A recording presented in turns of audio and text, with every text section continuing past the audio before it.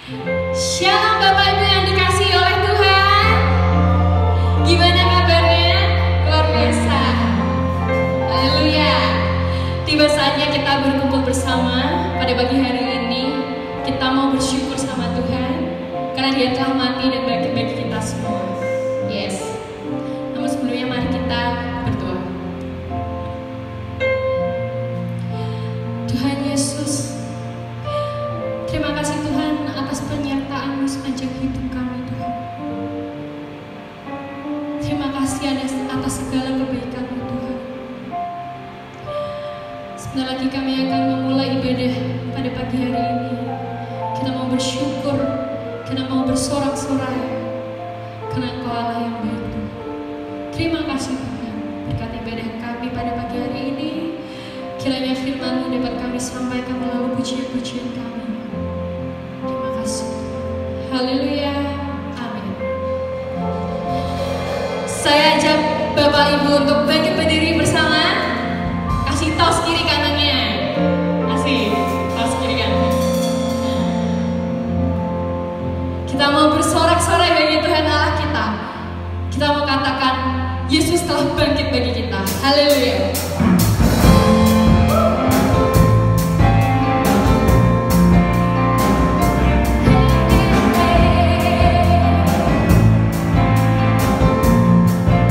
Serahkanlah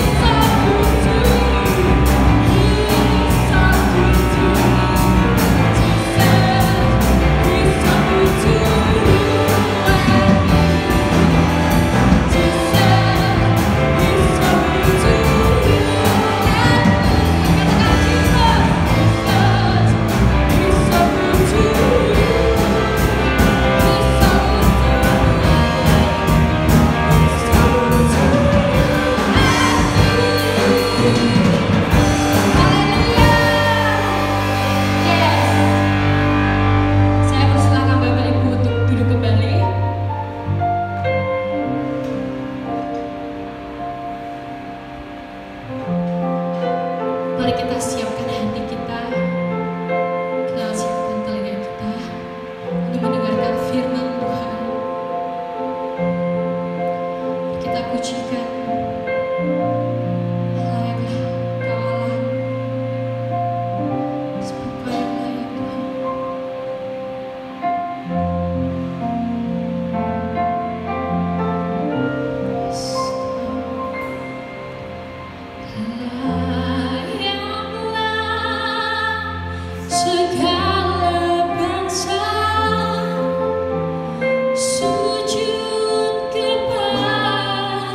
Down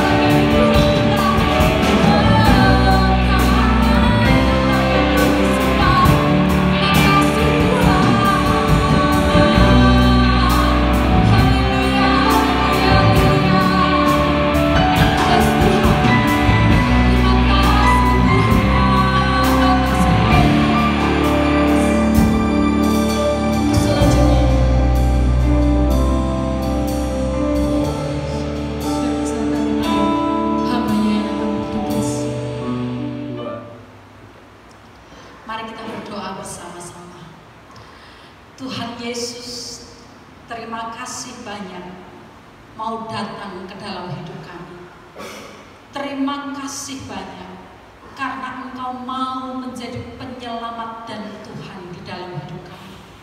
Terima kasih banyak karena Engkau mau menderita, Engkau mau menanggung sengsara untuk kami.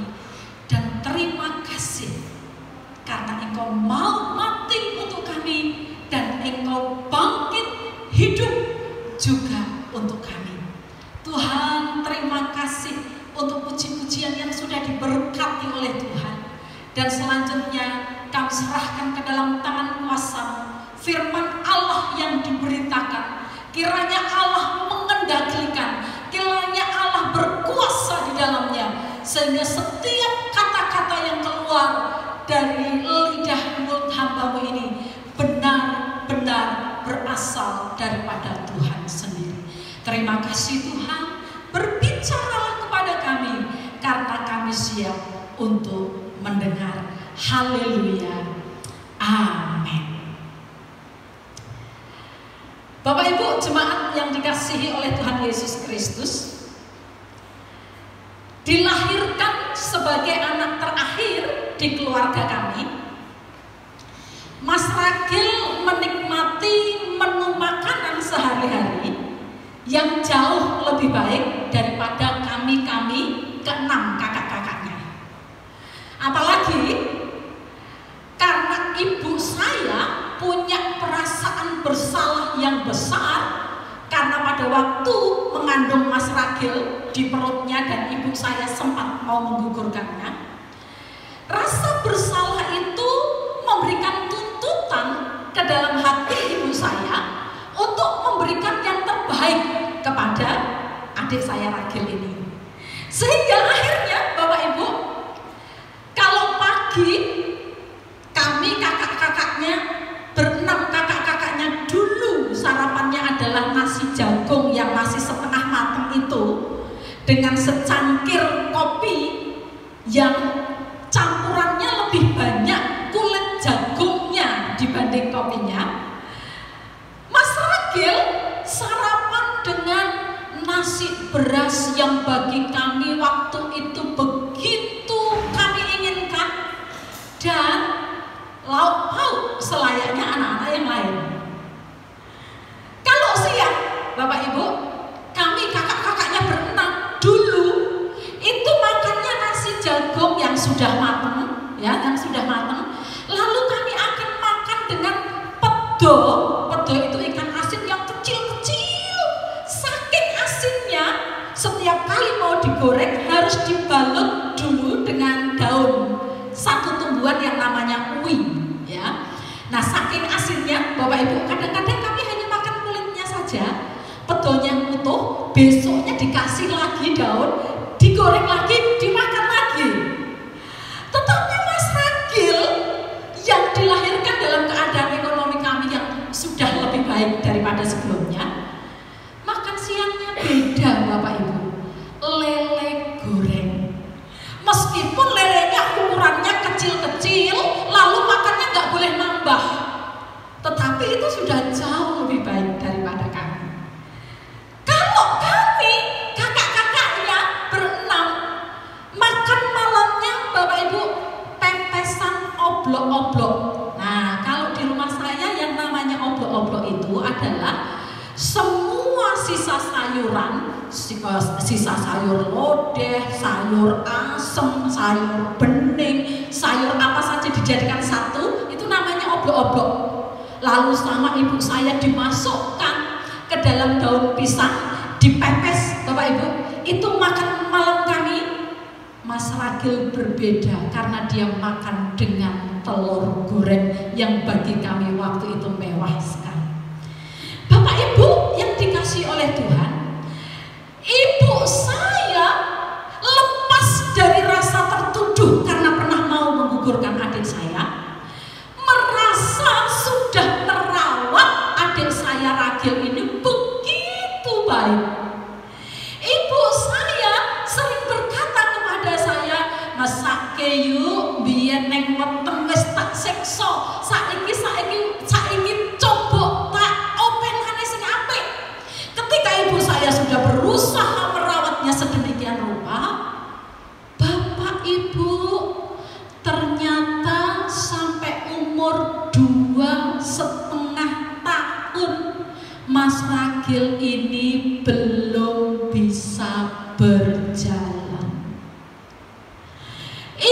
saya sedih luar biasa. Ibu saya dirundung satu kesedihan yang berlarut-larut, dan ada berbagai macam pertanyaan yang memenuhi benak ibu saya. Ibu saya berkata, bukankah sudah tak rawat dengan baik? Bukankah sudah tak beri menu makanan yang jauh lebih baik daripada kakak-kakaknya? Bukankah sudah tak perhatikan sedemikian rupa? Kenapa kakak-kakaknya yang lain bertumbuh dengan normal, sementara anak yang tak istimewakan perawatannya justru tidak bisa berjalan sampai umur 2,5 tahun. Puji Tuhan Bapak Ibu, kakak saya yang pertama yang waktu itu sudah menikah dan tinggal di Jogja, pulang ke rumah. Ketika melihat adik saya ini belum bisa berjalan, dia nembung kepada ibu saya, "Yuk Bu, biar adik tak bawa ke Jogja, diperiksakan." Dan puji Tuhan Bapak Ibu, sekalipun Pak dokternya bilang, "Bu, ini obat-obatan yang ibu pakai untuk menggugurkan dulu pada waktu masih anak ini di kandungan sudah terlanjur masuk." Tetapi oleh kuasa dan kasih Tuhan, akhirnya setelah mengikuti anjuran dokter, adik saya bisa berjalan dengan baik. Bapak Ibu yang saya kasihi dalam nama Tuhan Yesus, orang tua mana yang tidak sedih ketika dia sudah memberikan perawatan yang maksimal, namun anak-anaknya tidak bertumbuh secara normal? Guru mana yang tidak merasa gagal manakala segala cara sudah ditempuh, namun pengertian sang pelajar tidak juga meningkat? Pemimpin rohani mana yang tidak prihatin hatinya manakala sentuhan-sentuhan pribadi dalam pelayanan telah diberikan, namun sang siswa tak juga sampai kepada ukuran yang ditetapkan? Perasaan yang sama sedang dirasakan oleh Tuhan Yesus ketika malam terakhir dia mengadakan perjamuan malam dengan murid-muridnya. Kenapa Bapak Ibu? Karena sepanjang 3,5 tahun 12 muridnya ini melihat bagaimana guru mereka mengadakan mujizat untuk banyak orang, tetapi Bapak Ibu, untuk mereka, khusus untuk mereka, Tuhan Yesus dengan sengaja membuat mujizat yang sasarannya, yang saksinya hanya mereka sendiri. 3,5 tahun Tuhan Yesus memberikan ajaran-ajaran, Tuhan Yesus memberikan banyak prinsip-prinsip dan pengertian kepada semua orang yang mengikuti dia. Tetapi jangan salah Bapak Ibu, ada pengajaran yang eksklusif, ada pengajaran yang khusus, ada arti-arti dari perumpamaan yang ini hanya dibukakan oleh Tuhan kepada ke-12 muridnya. Sepanjang 3,5 tahun kepada semua pengikutnya, Tuhan Yesus memberitakan kabar, "Bertobatlah, kerajaan Allah sudah dekat." Tetapi Bapak Ibu, kepada 12 muridnya, Yesus tidak hanya memberikan kabar yang sama, tetapi kepada mereka Tuhan menambahkan curahan-curahan hatinya, tujuan-tujuan hidupnya, dan rahasia-rahasia yang dia tidak bisa bukakan kepada orang lain. Pertanyaannya, kalau sedemikian rupa Tuhan sudah merawat mereka, kalau sudah sedemikian rupa Tuhan memberikan perlakuan-perlakuan yang eksklusif, mengapa ketika Tuhan hendak mengakhiri pelayanannya di muka bumi, di malam perjamuan terakhir, Tuhan Yesus masih mendapati iman para murid-muridnya masih kerdil,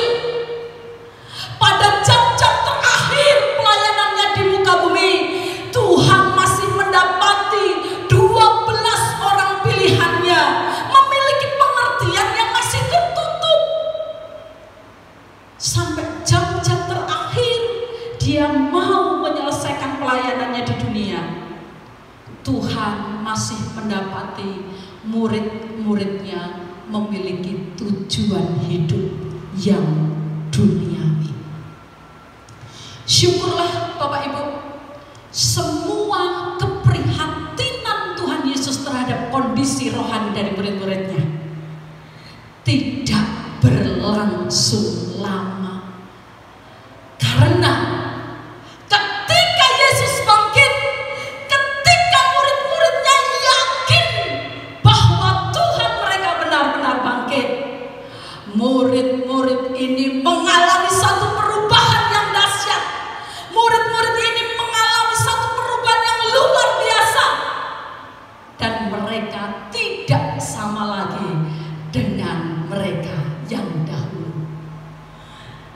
Bapak Ibu jemaat yang saya kasih dalam nama Tuhan Yesus, kalau hari ini saya dan Bapak Ibu sedang beribadah untuk memperingati, mengingat kembali bahwa Yesus kita pernah mati 3 hari dan benar-benar bangkit, mengalahkan maut, hidup untuk selama-lamanya. Saya berdoa supaya perubahan yang terjadi kepada murid-murid Yesus karena kuasa kebangkitannya juga terjadi bagi kita sekalian pagi ini. Amin.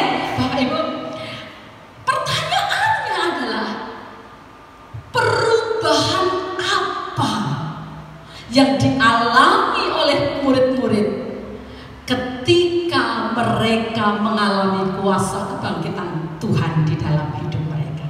Yang pertama, Bapak Ibu, yang pertama, kebangkitan Yesus mengubahkan pengenalan kita akan Dia. Saya ulang Bapak Ibu, yang pertama, kebangkitan Yesus mengubahkan pengenalan kita akan Dia.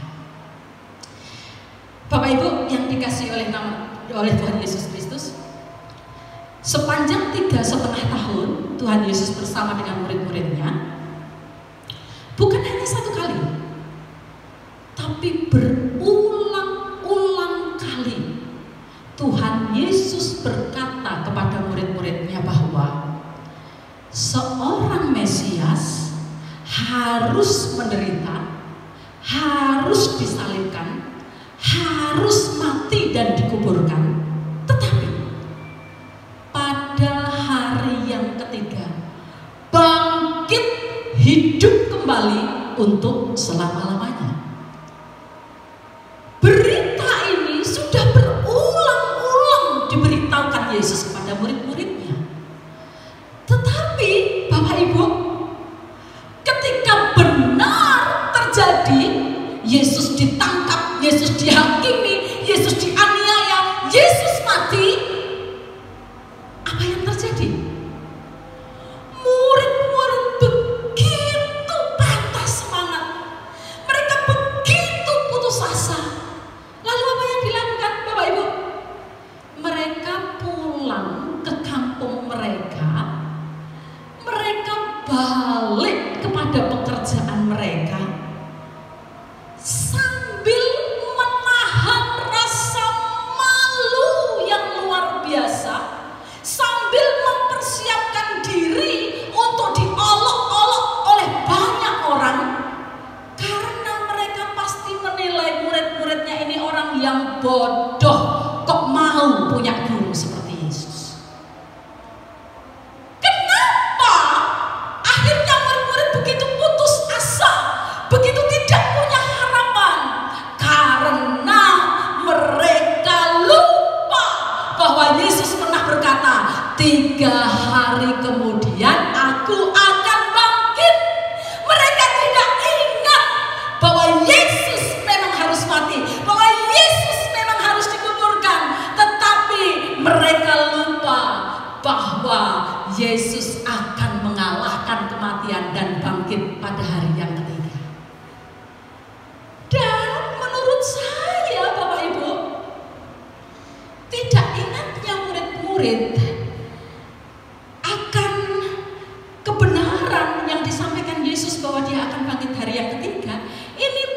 parah Bapak Ibu, menurut saya parah. Mengapa? Bapak Ibu, kita semua ini kan pernah lupa ya, semua kita pernah lupa.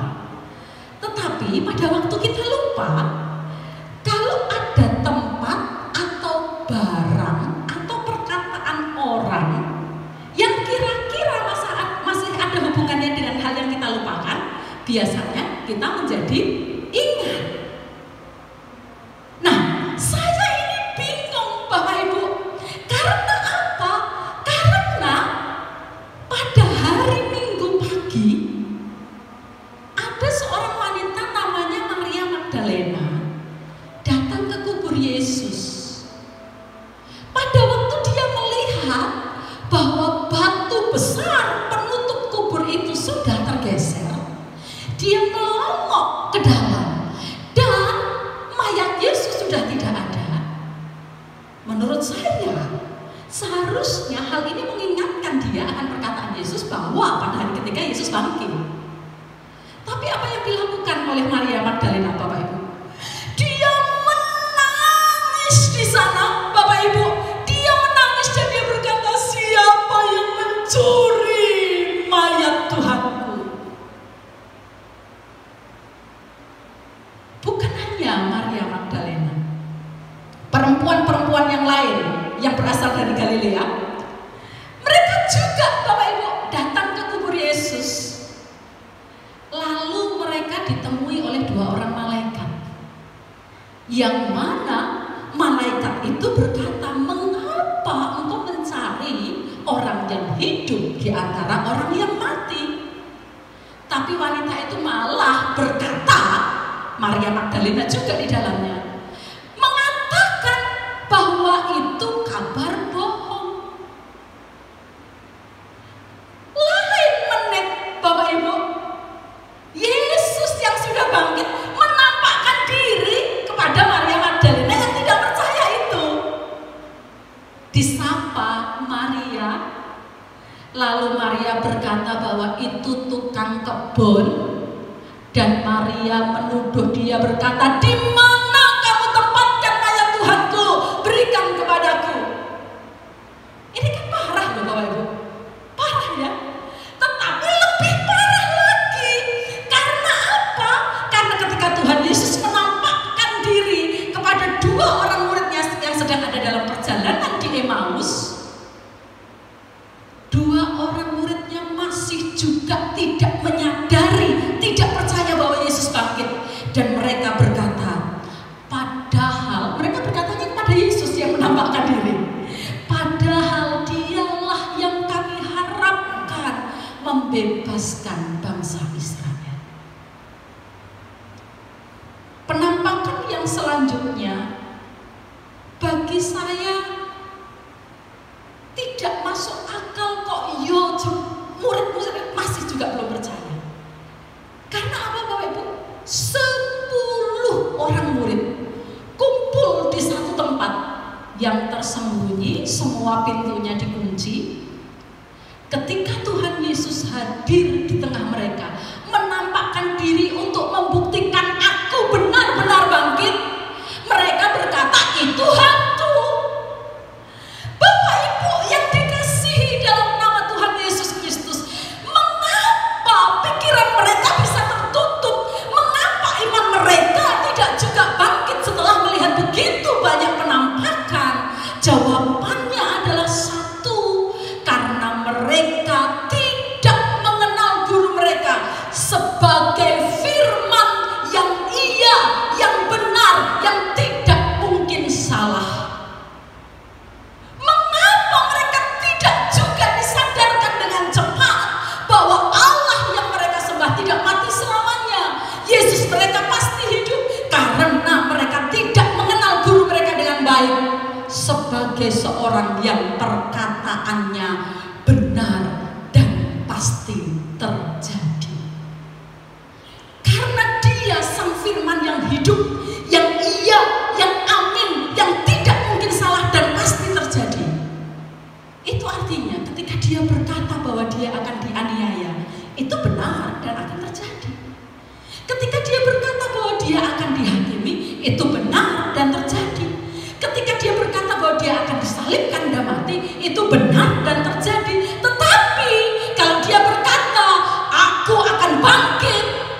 itu pasti benar dan terjadi.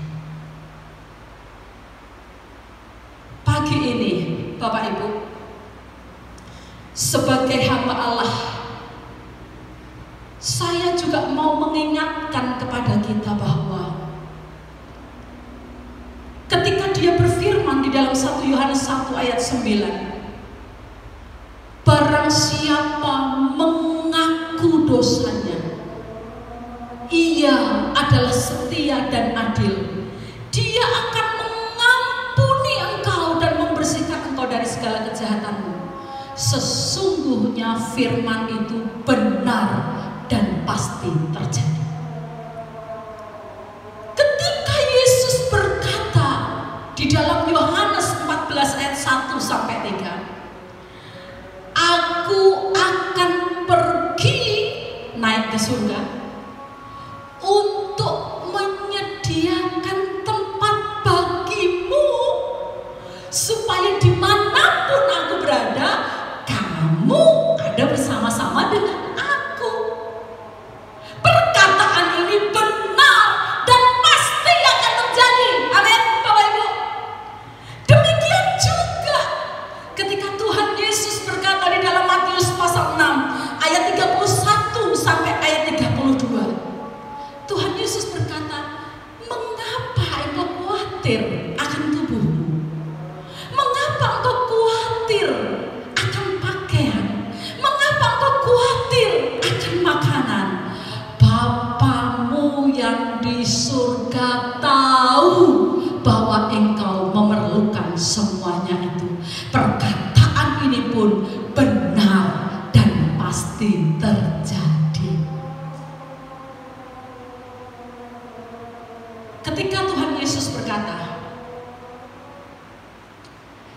jika karena aku engkau ditinggalkan oleh keluargamu, jika karena aku engkau ditinggalkan oleh saudara-saudaramu, aku akan memberikan kepadamu 100 kali lipat keluarga-keluarga dan saudara-saudara yang lain.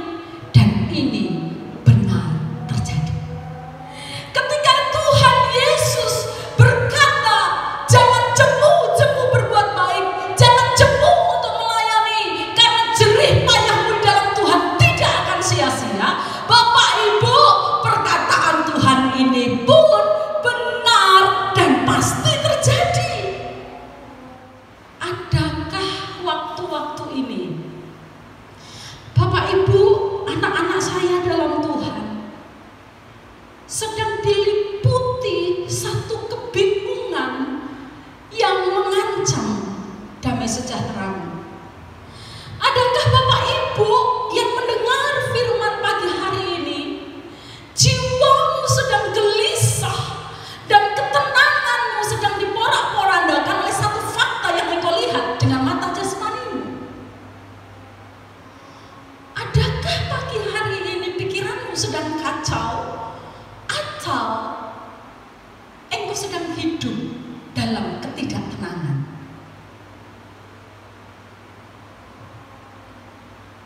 Mungkin engkau sedang tidak ingat dengan perkataan Tuhan.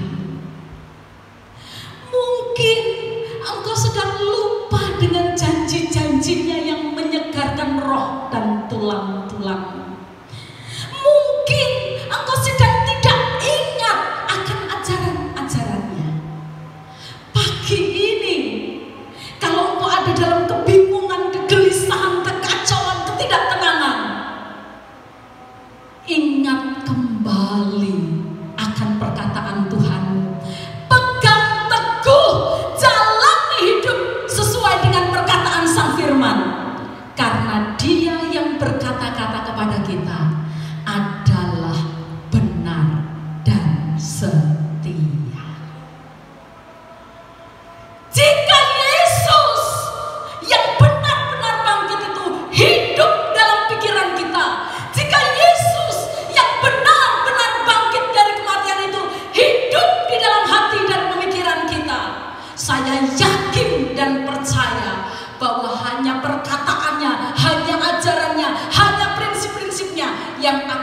menguasai seluruh kehendak, kemauan, dan pemikiran kita. Jadi Bapak Ibu, kebangkitan Yesus Kristus mengubahkan pengenalan kita akan Dia, bahwa Dia perkataannya selalu benar dan terjadi, karena Dia adalah firman yang hidup. Yang kedua, Bapak Ibu, perubahan apa yang terjadi kepada murid-murid ketika mereka mengalami kuasa kebangkitan Tuhan? Yang kedua, kebangkitannya mengubahkan landasan sukacita kita. Saya ulang, kebangkitan Yesus mengubahkan landasan sukacita kita. Jemaat yang dikasihi Tuhan, di dalam Lukas pasalnya 9 ayatnya 46, di sana dicatat bagaimana ke-12 murid Yesus ini sedang bertengkar, Bapak Ibu. Bertengkar karena apa? Mereka sedang mempertengkarkan siapa yang nanti akan menjadi yang terbesar di dalam kerajaan yang akan dipimpin oleh Yesus Kristus kelak. Yang dimaksud oleh murid-murid dengan kerajaan Tuhan Yesus ini, yang ada di persepsi mereka, adalah kerajaan secara politik yang ada di bumi ini, Bapak Ibu. Rupanya, Bapak Ibu, ini bukan pertengkaran yang pertama dan terakhir. Karena Lukas pasalnya 22 ayatnya 24, peristiwanya masih sama, malam terakhir di mana Tuhan Yesus akan dianiaya, akan sengsara, di mana terjadi perjamuan malam terakhir. Bapak Ibu, murid-murid masih mempertengkarkan hal yang sama. Siapa yang akan menjadi yang terbesar di dalam kerajaan yang akan dipimpin oleh Tuhan Yesus. Bapak Ibu, kalau sampai satu hal diributkan sampai 2 kali, ini mengindikasikan bahwa itu hal yang penting untuk murid-muridnya. Rupanya sepanjang 3,5 tahun mereka berjalan dengan Tuhan, mereka mendengar pengajarannya, mereka melihat segala perbuatannya, murid-murid Yesus masih merindukan kedudukan, masih merindukan tahta, masih merindukan jabatan. Itu yang menjadi impian mereka. Manusiawi memang, Bapak Ibu, karena ketika kita sudah ada pada jabatan tertentu, kita sudah ada dalam kedudukan atau tahta tertentu, kata jabatan, kata kedudukan, dan kata tahta ini berbicara banyak sekali hal yang itu menjadi kebutuhan kita. Kata jabatan, kata kedudukan, kata tahta itu juga berbicara tentang pengakuan orang lain tentang siapa kita. Kata kedudukan, jabatan, dan tahta itu juga membicarakan tentang kekaguman, hormat, dan pujian orang lain kepada kita. Itu yang diinginkan oleh manusia kita, manusia jasmani kita. Kata jabatan, kedudukan, dan tahta juga berbicara tentang wewenang, kekuasaan yang kita punya untuk bisa mengatur atau mengendalikan orang lain atau situasi. Dan jangan lupa, kata jabatan, kata kedudukan, kata tahta berbicara tentang apa? Fasilitas hidup yang baik, kenyamanan hidup, dan harta yang banyak. Bapak Ibu, semua serba enak. Itu sebabnya ke-12 murid Yesus selalu mempertengkarkan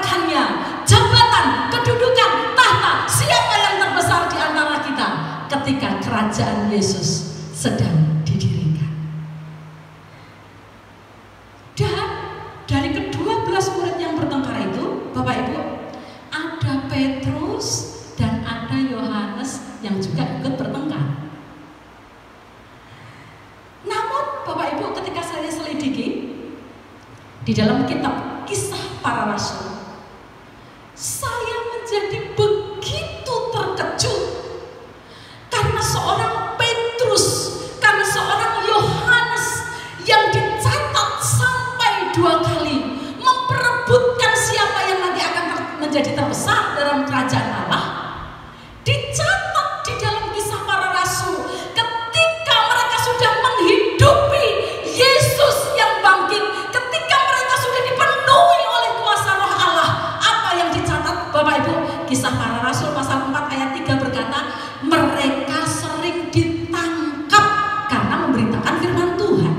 Pasal 4 ayat 3 juga dikatakan, karena memberitakan firman mereka sering ditahan. Masih pasal 4 ayatnya 21 dikatakan Petrus dan Yohanes yang meluap-luap menceritakan tentang kebangkitan Yesus kepada orang lain sering diancam. Masih pasal 4 ayatnya 18 dikatakan mereka beberapa kali dipenjara. Pasal 5 ayat yang ke-40 menceritakan bagaimana mereka disesah. Disesah itu dicambuk Bapak Ibu dengan hitungan 40 kali kurang 1. Bapak Ibu yang dikasihi oleh Tuhan Yesus, kalau sebelum Yesus bangkit, impian mereka adalah tahta, tujuan mereka adalah jabatan. Tapi ketika kuasa kebangkitan Yesus hidup di dalam jiwa mereka, mereka diubahkan dalam arti Bapak Ibu bahwa kepuasan mereka, landasan sukacita mereka bukan lagi hal-hal duniawi, tetapi hal-hal yang rohani. Bapak Ibu bisa membaca di dalam Kisah Para Rasul pasalnya 5 ayat 41 menuliskan demikian. Ketika ayat-ayat sebelumnya dikatakan bahwa Petrus dan Yohanes sering ditangkap, sering ditahan, sering diancam, sering dipenjara, dicambuk. Ayat 41 pasal 5 berkata demikian. Rasul-rasul itu meninggalkan sidang mahkamah agama dengan gembira. Nah ini kan aneh Bapak Ibu, wong ditangkap, wong ditahan, kok gembira, diancam, dipenjara, kok gembira, disesah, dianiaya, kok gembira. Karena apa? Karena landasan sukacita mereka bukan lagi hal-hal duniawi. Landasan sukacita mereka adalah hal rohani. Karena ayat selanjutnya berkata, mereka senang karena dianggap layak menderita penghinaan oleh karena nama Yesus. Bapak Ibu, kalau sebelum Yesus bangkit, mereka adalah orang-orang yang mudah melupakan apa yang Tuhan ajarkan. Tetapi ketika mereka sudah hidup dalam kebangkitan Yesus, apa yang dikatakan oleh Tuhan tidak mereka lupakan dan itu mereka pegang. Saya percaya bahwa ketika Petrus dan Yohanes ditangkap, ditahan, diancam, dipenjara, tapi mereka malah bergembira, saya yakin mereka ingat akan ajaran Tuhan Yesus yang tertulis dalam Lukas pasal 6 ayat 22 sampai 23 berkata demikian. Berbahagialah kamu jika karena anak manusia kamu dibenci, dan jika mereka menguncilkan kamu dan mencela serta menolak namamu sebagai sesuatu yang jahat.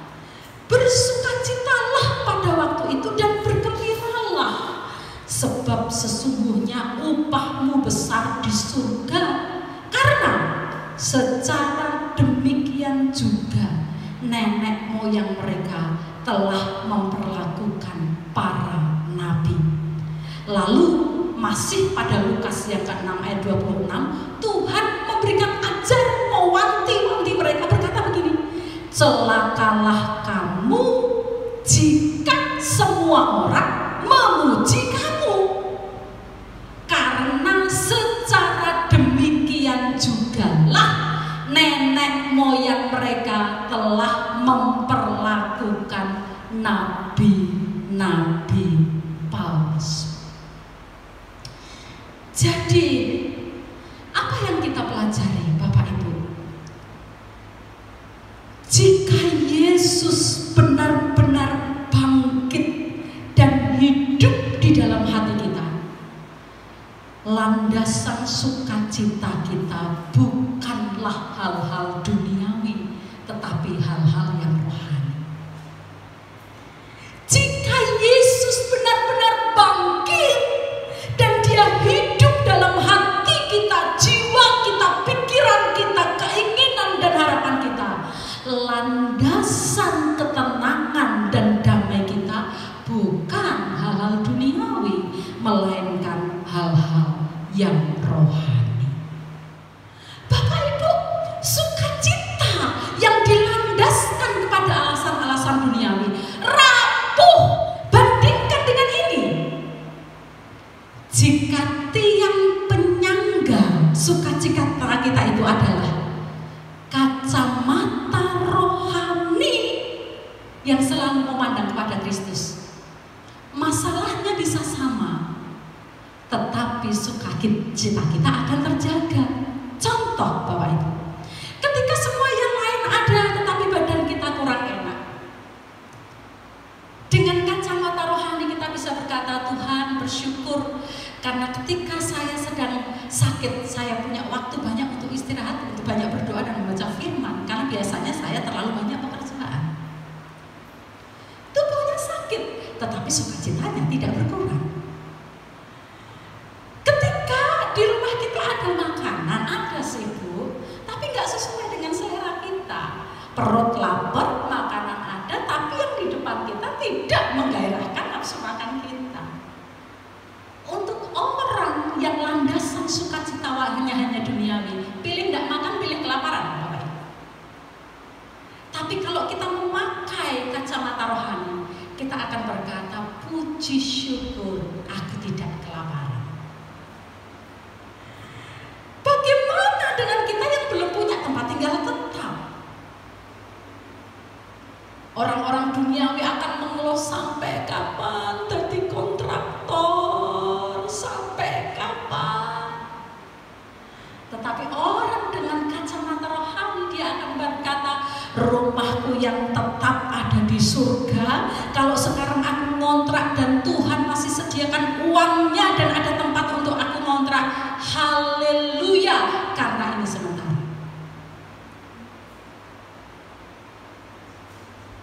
Orang tua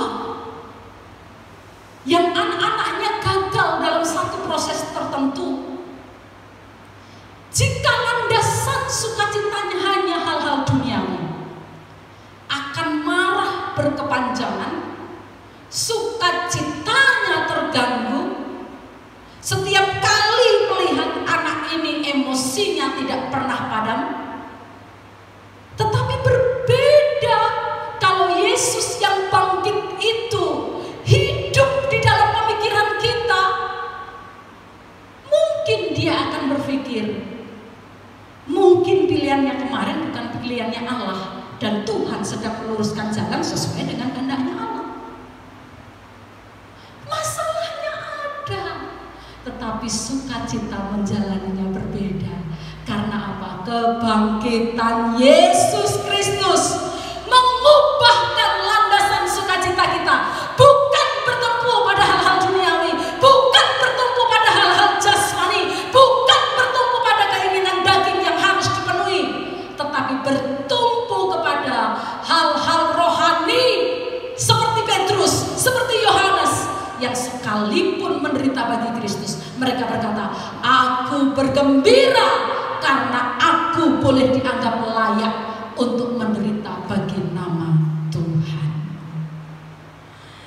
Bapak Ibu yang dikasihi oleh Tuhan, Saya berdoa kiranya pagi ini dalam peringatan kesekian kali kita memperingati kebangkitan Yesus, landasan sukacita karena hal-hal rohani diberikan oleh Tuhan kepada kita.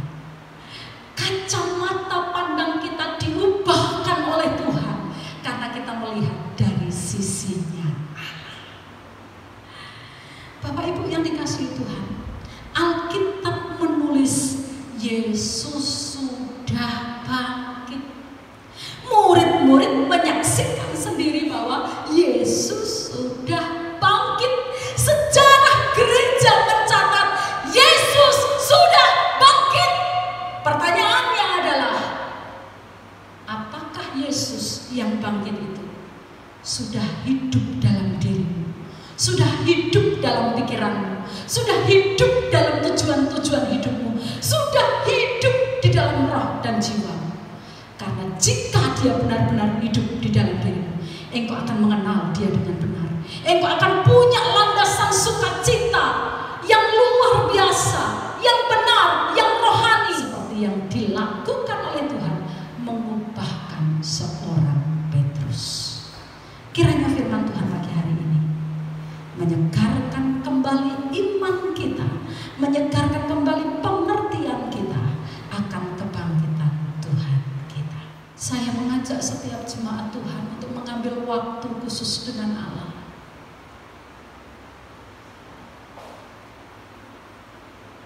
Berikan ruang, berikan kesempatan untuk Roh Kudus membimbing Bapak Ibu masuk kepada kebenaran firman dan melakukannya. Tuhan Yesus,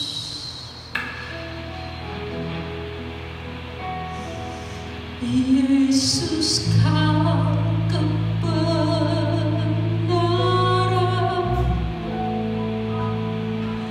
yang menyelamatkanku. Kau memberikanku hidup dan pengharapan.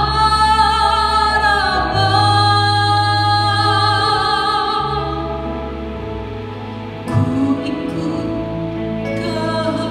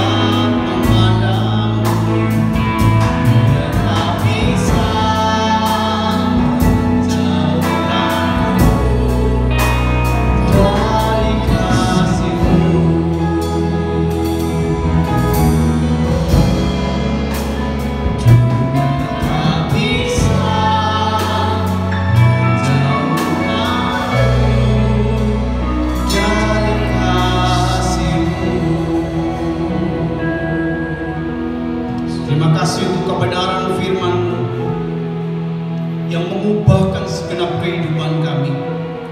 Biarlah setiap firman yang ditaburkan pagi hari ini Tuhan masuk di dalam hati kami yang paling dalam, memperbaharui kehidupan kami sehingga hidup kami tidak seperti yang dulu. Terima kasih untuk kebenaran firman-Mu Tuhan yang memberkati sehingga kami menjadi orang-orang yang berbahagia pada pagi hari ini. Di dalam nama Tuhan Yesus Kristus. Haleluya. Amin. Bapak Ibu yang dikasihi Tuhan, saatnya kita mengakhiri ibadah pagi hari ini dengan firman Tuhan yang sudah kita dengar. Saya berdoa supaya setiap jemaat mulai hari ini hidupnya makin bersukacita, memiliki keberanian, hidupnya diubahkan oleh karena kebenaran firman Tuhan. Mari saya undang kami berdiri bersama-sama, tengadahkan tanganmu dan aminkan firman Tuhan yang sudah kita dengar pagi hari ini.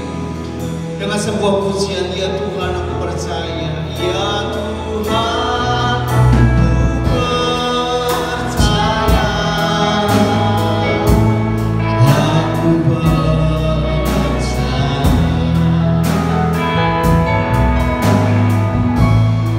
Lewati lembah air mata, aku percaya firman-Mu tiada nabi, firman-Mu tiada nabi. Aku percaya kemenangan sudah Kau beri, kemenangan sudah Kau beri.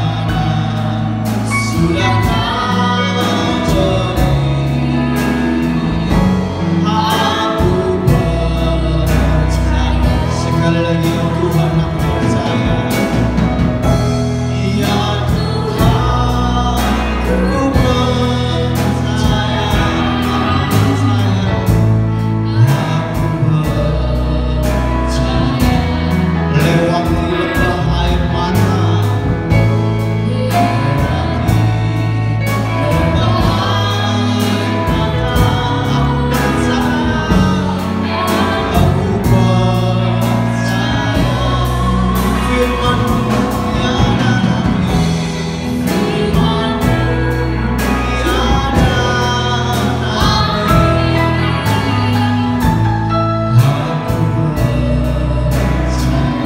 Kemenangan sudah Kau jamin.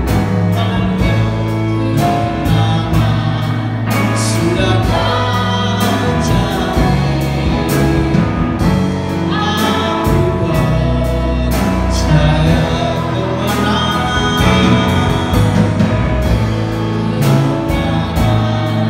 sudah Kau jamin.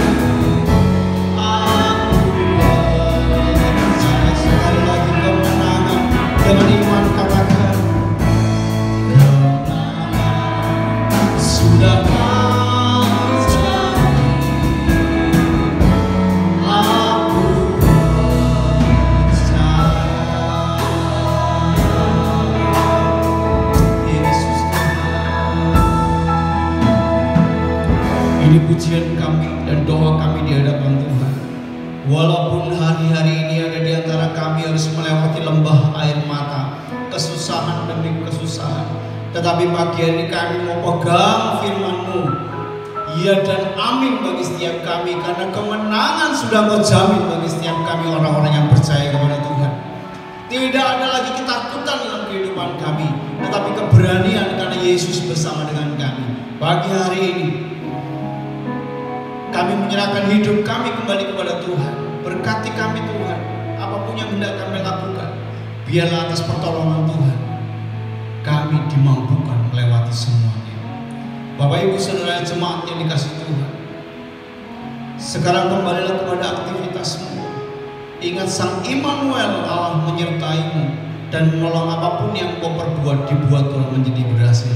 Diberkatilah kesehatanmu, diberkatilah pekerjaanmu, diberkatilah keluarga rumah tanggamu, diberkati usahamu, pendidikanmu, untuk kemuliaan Tuhan dibuat menjadi berhasil. Kiranya Allah memberkati Kau dengan kasih karunia, keselamatan dari Yesus Kristus Tuhan kita, persekutuan yang manis dari Roh Kudus, ketiganya yang Esa memberkati engkau sekarang sampai selama-lamanya hingga Tuhan datang yang kedua kalinya. Setiap kita